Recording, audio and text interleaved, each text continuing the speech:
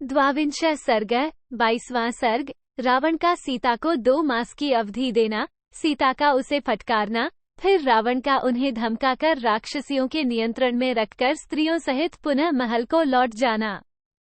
सीता के ये कठोर वचन सुनकर राक्षसराज रावण ने उन प्रियदर्शना सीता को यह अप्रिय उत्तर दिया। 1. लोक में पुरुष जैसे जैसे स्त्रियों से अनुनय विनय करता है, वैसे वैसे वह उनका प्रिय होता जाता है, परंतु मैं तुमसे ज्यों मीठे वचन बोलता हूँ, त्यों तुम मेरा तिरस्कार करती जा रही हो। 2. किंतु जैसे अच्छा सारथी कुमार्ग में दौड़ते हुए घोड़ों को रोकता है, वैसे ही तुम्हारे प्रति जो मेरा प्रेम उत्पन्न हो गया है, वही मेरे क्रोध को रोक रहा है। 3. मनुष्यों में ये काम प्रेम बड़ा टेढ़ा है। वह जिसके प्रति बांध जाता है, उसी के प्रति करुणा और स्नेह उत्पन्न हो जाता है। 4. सुमुखी, यही कारण है कि झूठे वैराग्य में तत्पर तथा वध और तिरस्कार के योग्य होने पर भी तुम्हारा मैं वध नहीं कर रहा हूँ। 5. मिथिलेश कुमारी, तुम मुझसे जैसी कठोर बातें कह रही हो, उनके बदले तो तुम्हें कठोर प्राणदंड देना ही उचित है। 6. विदेह राजकुमारी सीता से ऐसा कहकर क्रोध के आवेश में भरे हुए राक्षसराज रावण ने उन्हें फिर इस प्रकार उत्तर दिया। 7. सुंदरी, मैंने तुम्हारे लिए जो अवधि नियुक्त की है, उसके अनुसार मुझे 2 महीने और प्रतीक्षा करनी है। तत्पश्चात तुम्हें मेरी शैया पर आना होगा। 8. अतः याद रखो, यदि 2 महीने के बाद तुम मुझे अपना पति बनाना स्वीकार नहीं करोगी तो रसोइये मेरे कलीवे के लिए तुम्हारे टुकड़े टुकड़े कर डालेंगे। 9. राक्षसराज रावण के द्वारा जनक नंदिनी सीता को इस प्रकार धमकाई जाती देख देवताओं और गंधर्वों की कन्याओं को बड़ा विषाद हुआ। उनकी आंखें विकृत हो गईं। 10. तब उनमें से किसी ने ओठों से, किसी ने नेत्रों से तथा किसी ने मुंह के संकेत से उस राक्षस द्वारा डांटी जाती हुई सीता को धैर्य बंधाया। 11. उनके धैर्य बंधाने पर सीता ने राक्षसराज रावण से अपने सदाचार, पातिव्रत्य और पति के शौर्य के अभिमान से पूर्ण हित कर वचन कहा। 12. निश्चय ही इस नग में कोई भी पुरुष तेरा भला चाहने वाला नहीं है, जो तुझे इस निंदित कर्म से रोके। जैसे शची इंद्र की धर्मपत्नी है, उसी प्रकार मैं धर्मात्मा भगवान श्रीराम की पत्नी हूँ। त्रिलोकी में तेरे सिवा दूसरा कौन है, जो मन से भी मुझे प्राप्त करने की इच्छा करे। 14. नीच राक्षस, तूने अमित तेजस्वी श्रीराम की भार्या से जो पाप की बात कही है, उसके फलस्वरूप दंड से तू कहां जाकर छुटकारा पाएगा। 15. जिस प्रकार वन में कोई मतवाला हाथी और कोई खरगोश दैववश एक दूसरे के साथ युद्ध के लिए तुल जाया, वैसे ही भगवान श्रीराम और तू है। नीच निशाचर, भगवान राम तो गजराज के समान है और तू खरगोश के तुल्य है। 16. अरे इक्ष्वाकुनाथ श्रीराम का तिरस्कार करते तुझे लज्जा नहीं आती? तू जब तक उनकी आंखों के सामने नहीं जाता, तब तक जो चाहे कह ले। 17. अनार्य, मेरी ओर दृष्टि डालते समय तेरी ये क्रूर और विकारयुक्त काली पीली आंखें पृथ्वी पर क्यों नहीं गिर पड़ी। 18. मैं धर्मात्मा श्रीराम की धर्मपत्नी और महाराज दशरथ की पुत्रवधू हूँ। पापी, मुझसे पाप की बातें करते समय तेरी जीभ क्यों नहीं गल जाती है। 19. दशमुख रावण, मेरा तेज ही तुझे भस्म कर डालने के लिए पर्याप्त है। केवल श्रीराम की आज्ञा न होने से और अपनी तपस्या को सुरक्षित रखने के विचार से मैं तुझे भस्म नहीं कर रही हूँ। 20. मैं मतिमान श्रीराम की भार्या हूँ, मुझे हर ले आने की शक्ति तेरे अंदर नहीं थी। संदेह तेरे वध के लिए ही विधाता ने यह विधान रच दिया है। 21.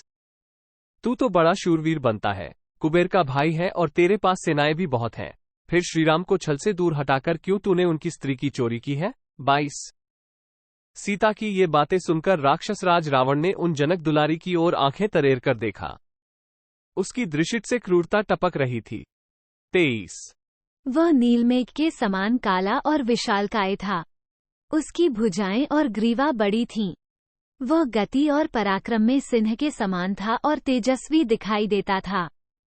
उसकी जीभ आग की लपट के समान लपलपा रही थी तथा नेत्र बड़े भयंकर प्रतीत होते थे। 24. क्रोध के कारण उसके मुकुट का अग्रभाग हिल रहा था, जिससे वह बहुत ऊंचा जान पड़ता था। उसने तरह तरह के हार और अनुलेपन धारण कर रखे थे तथा पक्के सोने के बने हुए बाजूबंद उसकी शोभा बढ़ा रहे थे। वह लाल रंग के फूलों की माला और लाल वस्त्र पहने हुए था। उसकी कमर के चारों ओर काले रंग का लंबा कटिसूत्र बंधा हुआ था, जिससे वह अमृत मंथन के समय वासुकि से लिपटे हुए मंदराचल के समान जान पड़ता था। 25-26 पर्वत के समान विशालकाय राक्षसराज रावण अपनी दोनों परिपुष्ट भुजाओं से उसी प्रकार शोभा पा रहा था, मानो दो शिखरों से मंदराचल सुशोभित हो रहा हो। 27 प्रातः काल के सूर्य की भांति अरुण पीत कांति वाले दो कुंडल उसके कानों की शोभा बढ़ा रहे थे, मानो लाल पल्लवों और फूलों से युक्त दो अशोक वृक्ष किसी पर्वत को सुशोभित कर रहे हैं। 28 वो अभिनव शोभा से संपन्न होकर कल्प वृक्ष एवं मूर्तिमान वसंत के समान जान पड़ता था।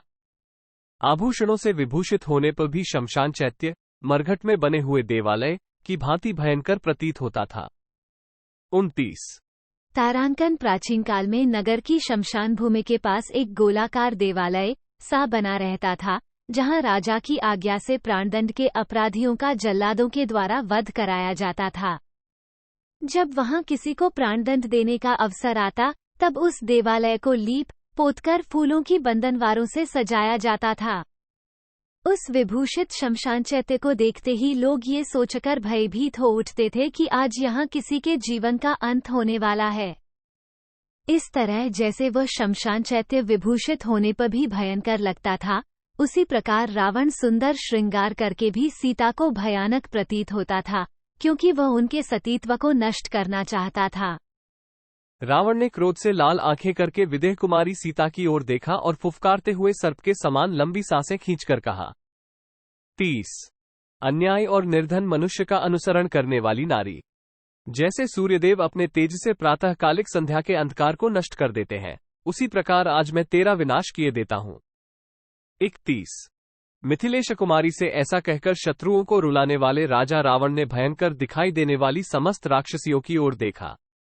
32 उसने एक आक्षी, एक आंख वाली, एक कर्णा, एक कान वाली, कर्ण प्रावरणा, लंबे कानों से अपने शरीर को ढक लेने वाली, गोकर्णी, गोके से कानों वाली, हस्तिकर्णी, हाथी के समान कानों वाली, लंबकर्णी, लंबे कान वाली, अकर्णिका, बिना कान की, हस्तिपदी, हाथी के से पैरों वाली, अश्वपदी, घोड़े के समान पैर वाली, गोपदी, गाय के समान पैर वाली, पाचुलिका, केशयुक्त पैरों वाली, एकाक्षी, एक पादी, एक पैर वाली, पृथुपादी, मोटे पैर वाली, अपादिका, बिना पैरों की, अतिमात्र शिरोग्रीवा, विशाल सिर और गर्दन वाली, अतिमात्र कुचोदरी, बहुत बड़े बड़े स्तन और पेट वाली, अतिमात्रास्य नेत्रा, विशाल मुख और नेत्र वाली, दीर्घ जिह्वांखा, लंबी जीभ और नखों वाली, अनासिका, बिना नाक की, सिंगमुखी, सिंह के समान मुख वाली,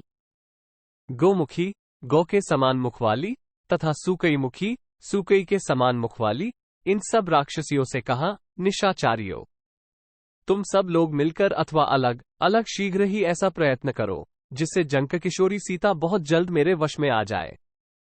अनुकूल प्रतिकूल उपायों से, साम, दान और भेद नीति से तथा दंड का भी भय दिखाकर विदेह कुमारी सीता को वश में लाने की चेष्टा करो। 33 371/2 राक्षसियों को इस प्रकार बारंबार आज्ञा देकर काम और क्रोध से व्याकुल हुआ राक्षसराज रावण जानकी जी की ओर देखकर गर्जना करने लगा। 381/2 तदनंतर राक्षसियों की स्वामिनी मंदोदरी तथा धान्यमालिनी नाम वाली राक्षस कन्या शीघ्र रावण के पास आईं और उसका आलिंगन करके बोलीं। 391/2 महाराज राक्षसराज, आप मेरे साथ क्रीड़ा कीजिए। इस कांतिहीन और दीन मानव कन्या सीता से आपको क्या प्रयोजन है? 401/2 महाराज, निश्चय ही देवश्रेष्ठ ब्रह्मा जी ने इसके भाग्य में आपके बाहुबल से उपार्जित दिव्य एवं उत्तम भोग नहीं लिखे हैं। 411/2 प्राणनाथ, जो स्त्री अपने से प्रेम नहीं करती, उसकी कामना करने वाले पुरुष के शरीर में केवल ताप ही होता है और अपने प्रति अनुराग रखने वाली स्त्री की कामना करने वाले को उत्तम प्रसन्नता प्राप्त होती है। जब राक्षसी ने ऐसा कहा और उसे दूसरी ओर वो हटा ले गई, तब मेघ के समान काला और बलवान राक्षस रावण जोर जोर से हंसता हुआ महल की ओर लौट पड़ा। 43 अशोकाटिका से प्रस्थित होकर पृथ्वी को कंपित सी करते हुए दशग्रीव ने उद्दीप्त सूर्य के सदृश प्रकाशित होने वाले अपने भवन में प्रवेश किया। 44 तदनंतर देवता, गंधर्व और नागों की कन्याएं भी रावण को सब ओर से घेरकर उसके साथ ही उस उत्तम राजभवन में चली गईं। 45 इस प्रकार अपने धर्म में तत्पर, स्थिरचित और भय से कांपती हुई मिथिलेश कुमारी सीता को धमकाकर कामोहित रावण अपने ही महल में चला गया। 46 इत्यार्षे श्रीमद् रामायणे वाल्मीकि आदिकाव्ये सुंदरकांडे द्वाविंशः सर्गः 22। इस प्रकार श्री वाल्मीकि निर्मित आश्रामायण आदिकाव्य के सुंदरकांड में 22वां सर्ग पूरा हुआ। 22